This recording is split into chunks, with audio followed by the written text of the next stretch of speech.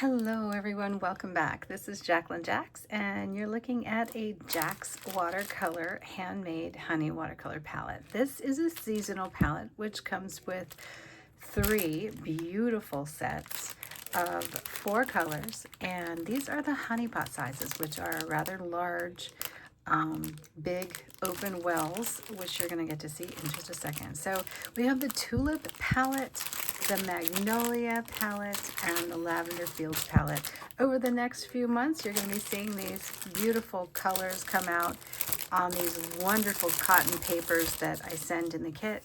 And if you haven't yet subscribed, I'm making the summer ones now.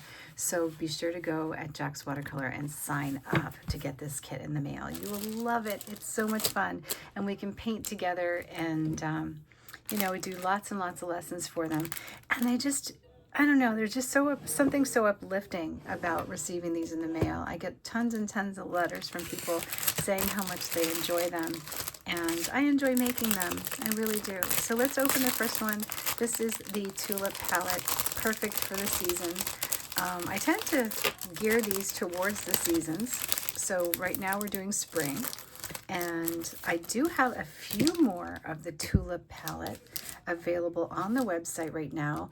At the time that you're seeing this, if you're seeing this right away, then hopefully you can run over there and get a Tulip Palette if you want. And these colors are lush. They are so juicy and so yummy. And if not, then sign up for the subscription so you'll never miss a palette, because I make them pretty much to order. So however many have ordered them, when you pre-order them, then I know how many I have to make. But again, we're 3 months in advance, so you definitely want to get your name on that list. Okay, so let's go ahead and open these yummy colors. Now this is handmade watercolor, made here in Canada. And the difference is there are no fillers. So this is pure pigment.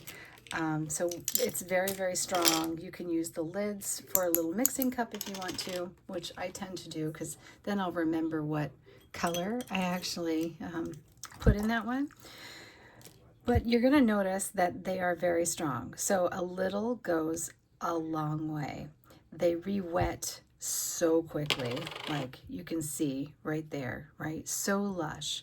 So you're not going to be like student grade watercolor. You have to use a lot of the color in order to get color, and it can get really muddy, right? Because it's got fillers in it, you know, like talcum powder and things like that. And when that happens, it muddies the mix when you start to mix them. You won't get that with these because they are just pure pigment. So in comparison, instead of fillers, which fill the, you know, the quantity of paint that you get pure pigment, which is like 3 times the pigment that you would get. So instead of the like 3 parts fillers, 1 part pigment, you're getting 3 parts or 4 parts pigment. And again, really easy to re-wet, beautiful to mix, and just stunning, stunning true colors. And I just have the best time with them. I originally started making these for my customers because my students wanted the paints I was using, and they weren't always available. And to be honest with you, they kept getting more and more expensive and harder to get. I used to use a lot of Schminky, and I do like Schminky, but I started making my own watercolor because the pigments are a lot more loaded, and I can kind of control how much pigment is in there. Look how beautiful. So we have Indigo Sky, which is a gorgeous blue, which will be so pretty to make additional greens. We have Spring Meadow, which is a perfect green for the season. Tulip Orange, which is also so pretty. What a beautiful bright color. And Buttercup is going to lead the way for this palette. So that's going to be really fun. Let's take the Jax cotton paper. So in the kit, you're going to get Jax cotton, which is 100% cotton and like kind of like a fine to medium tuft. I love it. You're going to get a bunch of that, and you're also going to get in this one this beautiful 100% cotton 300 really, really, really gorgeous paper that you can make cards with. You could split these, you could like tear them into different quarters and frame those. You can do so much with them. But spring cards are kind of fun to make, you know, so maybe we'll make a bunch of spring cards this year. Okay, so let's go ahead and we're going to practice some tulips. So easy ways to make tulips. This is just a plain flat, and I'll try a couple of different brushes here for you. So like I mentioned, you can take it directly from the honey pot onto here. Now, whether you want to go strike downwards for a tulip like that, or strike upwards, it's entirely up to you. And when you are doing this, use your brush, right? Use your brush. So like if we have this one, which is a pointed round, then we know we can get points at the end of our pointed round, right? So that's one way. Let's get another color here. We're going to mix the two colors right on the page together. This is Tulip Orange. So this one, we went down, right? So we're actually going to just kind of combine the colors and look at how cool they mix. Look at that. So now we have this really beautiful mix of colors. And here we're gonna like strike up just so that I can show you. Now we can use a lot more of the color if you want to. You can use less of the color. It just depends on you. Like I've got a lot of water in my brush, but then as I start to load more color onto the brush, it really starts to come forward. And then you can think about how you want to close off that tulip. If you want it open, if you want it partially open, you know. And as layers dry, you can go back in and add a layer over the last layer to make it look like the tulips are starting to unfold. You can even make them longer tulips. Let's maybe get a little more yellow in there. You can make them more elongated and give them a little base here. Anything goes. So much fun. You can make them very abstract. You can take some of the blue indigo sky and just kind of start building your stems right down, and then mix in a little spring meadow and come right back up. Look at that. So easy. So very, very simple tulips. And then there's all kinds of things you can go from here. Like if I want to wait and let the layers dry, let me just show you how easy it is. So we're gonna just kind of do a closed tulip like that. And then we're gonna take some of this one and we're gonna come here and we're gonna do an open tulip.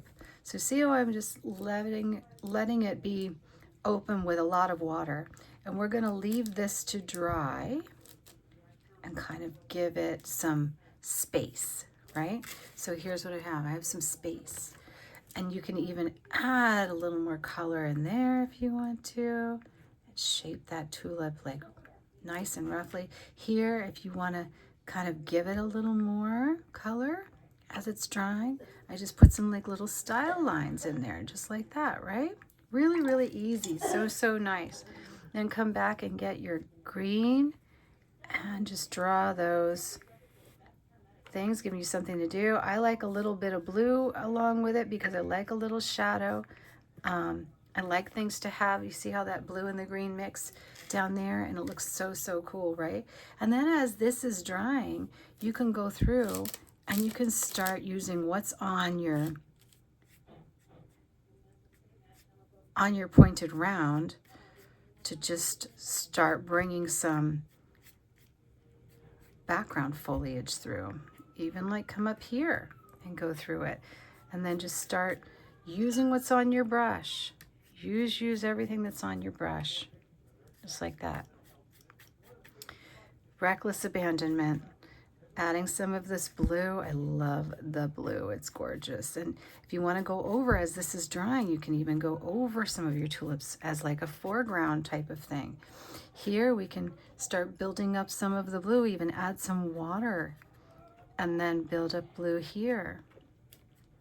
So you have options, right? So if you wanted to build up more blue, you can just add those layers of blue, because this is that beautiful pigment that just doesn't have any fillers. So it's just going to give you just beautiful, bold, pure color.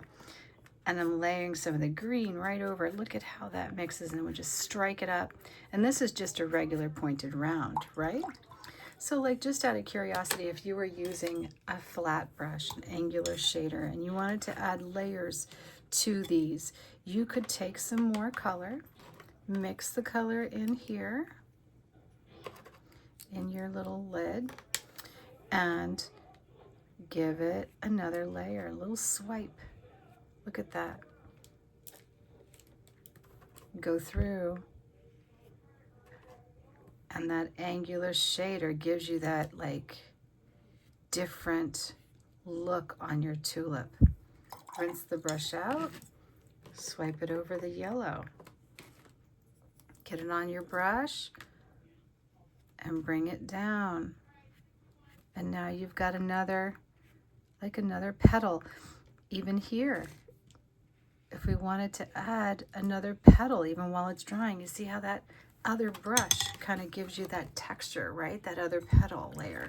So you see how it's kind of like the pigments are pushing at each other. And that's lovely to use, because even when you don't want to wait for this to dry, you can decide if you want to wait for layers to dry or you don't. You're going to get two different effects. There's no right or wrong way to paint with watercolor. So anybody who tells you, oh, you're doing it wrong, no, there isn't. It's about what your vision is and what kind of fun things you can do with it to get certain results. You can dry brush, you can wet brush, you can wet on wet, you can wet on dry. You just can do whatever you want, you know? So don't ever let anybody tell you that it's got to be a certain way, because it really doesn't. It just has to be your way, something that pleases you and makes you happy. So now I'm going to take the side of my brush here, and I'm just going to kind of like go through and add some marks like there's other things in the background. And just really random. And we can even go through with some of our tulip orange. And again, just kind of touch on some of those areas. And the more vague they are, the more they're going to blur into the background, even though we put them in later.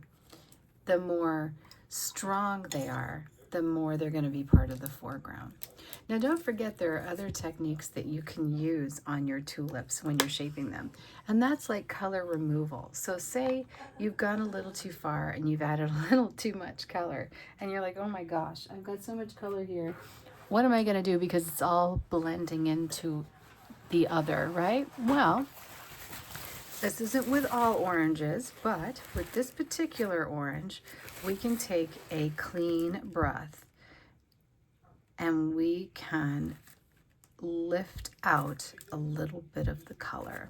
So if you follow my watercolor classes, or you take the classes that I offer online through my website, or you go on my YouTube channel and you continue to look through the videos, you'll see I do a lot of this. I do a lot of color removal, because it's just one really good technique to control the way things look. And even if you remove color, sometimes you go back and you add it back in, you know? I love it because the watercolor that I make it so I can add light back in. And I find that I enjoy shaping the colors. I kind of call it shaping, because when I like use tools, I can kind of go through and manipulate the shapes, like where they start and where they stop. And I like that. I picked up some of that from a couple of really professional artists along the way. You know, I love to study how other people are doing things, and look at different techniques and see if there's anything that might work out for me, that might be appealing to me. And I think that when you're trying to develop your own style, you're going to make your own style coming off of different things that you'll watch people do that you like, you know? And this has been one of the things that just suits me and the way I paint. So not only have I added that like texture back in, right? But then I can go back and I can dry brush in just a little bit around where I just removed it. And now we're getting like, look at that. The beautiful, beautiful little textured layers here. See? So I go like the areas, you can either go over an area you removed, or you can kind of sketch in a little more color, dry brush, just by putting it right into the honey pot and using a dry brush, or like a damp brush. This is almost dry. Something that doesn't hold a ton of water. And look at that effect that you get. Is that gorgeous or what? So many things that you can do, right? So now we got so much movement. So look at this. We've got so many things. Now don't forget, we did this really quick on a white background. You could start and just paint an entire card of very, very light buttercup yellow. Let that dry in certain areas and start working in all the other colors over it, and you would get something a little closer to our example here. But for right now, we're just starting here, and we're going to do more coming up in videos. So I hope you love the palette. If you do, leave me a comment below. Go check out the website and see if you can pick one up for yourself, because this is a gorgeous yellow. It's so fun to use. And tulip orange, I mean, I've never seen anything so bright. It's really, truly just such a pretty, pretty color to have. So enjoy. I hope you're having a lovely, lovely beginning to your spring. We've had a really tough winter, that's for sure. And I know as soon as I can, I'm going to be painting outdoors, and I'm going to take you guys with me. I will talk to you soon. Have a lovely time painting, and let me see what you paint. Go and share it on Facebook. I can't wait to see it.